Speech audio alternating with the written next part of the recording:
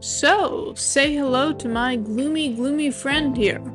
This is Cale Henderson, and he is a not quite psycho psychic murderer. Yeah. But honestly, you get to know him, and he's fairly dandy. So this is an excerpt from my book, the short story, A Tree in Time. This is just the introduction of Cale when Ashley first meets him, and here it is. There's the bland assigning of work and cases, and the case, the very one, is passed around. Ashley considers it, but it involves a child, murdered. She must think of Beth, of the Christmas season in full swing, but her family still so distant. In a different time, maybe she closes the file and asks for a different assignment. The story never happens. Other events happen, but not the very one that must. She accepts the case with a grimace, gritting her teeth and shaking her head when she reads the details.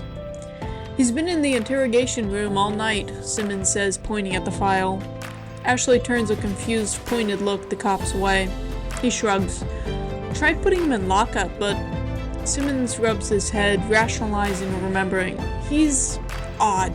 He bludgeoned a 12-year-old boy to death. I'd be more surprised if he were sane." "He's not insane, just..." Simmons shakes his head. "Some of the things he says, he's just odd. You'll see when you meet him."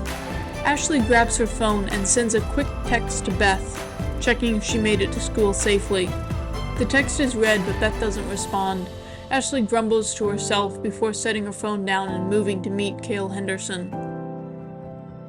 She stands on their side of the one-way glass next to Simmons and frowns. Cale's appearance is sickly, ashen and worn under the harsh fluorescent lights. His skin is sunken against his bones, leaving his face abruptly angular with dark shadows hanging around every curve. He looks older and more weathered than the early 20s his ID had stated. Ashley glances at the crime scene photos again and scowls. She grabs a cup of coffee before entering the other room. "Hi, Mrs. O'Neill. It's nice to see you again." Cale smiles a kind, tired smile her direction the moment he sees her, but his words stop Ashley at the door. She examines his face again. "We've met before?" she asks, recovering and starting towards the chair again. "Not yet," Cale smiles, the look radiating kindness and care. "But we can almost be friends at some point. I had thought it didn't matter much who kills me as long as I don't have to live anymore, but next to Hunter, you really are the best person."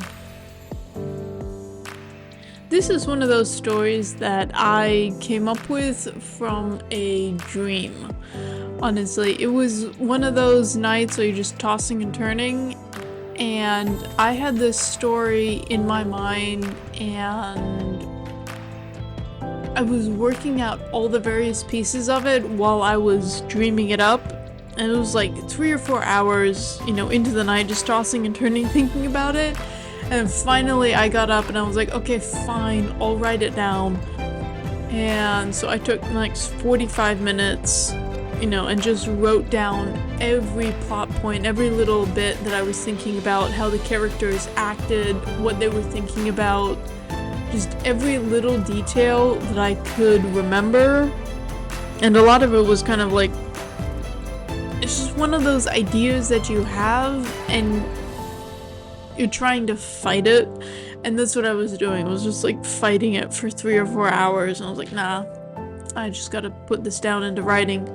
And then I woke up the next morning and I was like, okay, I'll see what I wrote down, in the 45 minutes after I decided I finally should. And I was like, yeah, okay, this works, this doesn't, this is crap, this is awful, I hate it. And you know what? There could almost be a story here. Maybe. But not right now.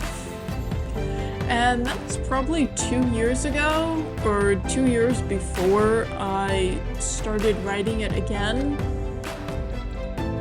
And this is just one of those, like, short stories that I don't have all the time in the world to devote to them, but when I have a couple free months between larger projects, they're just so fun to have there to be like, ah, yes, I remember this. Rereading what I wrote that night, after I was so tired and was just like, oh my gosh, I'll just write this down so that hopefully I can actually go to sleep because it's been hours and I need my sleep. And yeah, this was a lot of fun to write. It was a pain in the butt to write, honestly. Just the time of it, which this story, when you read it, honestly, you probably won't notice. But there was a lot of thought put into how everything was worded based on whose perspective it was and where they were in time. And that is a big thing with this. It's whose point of view you're actually looking at the story from and at what point in time they're looking at it. Because it is different than you might imagine based on how the story's written.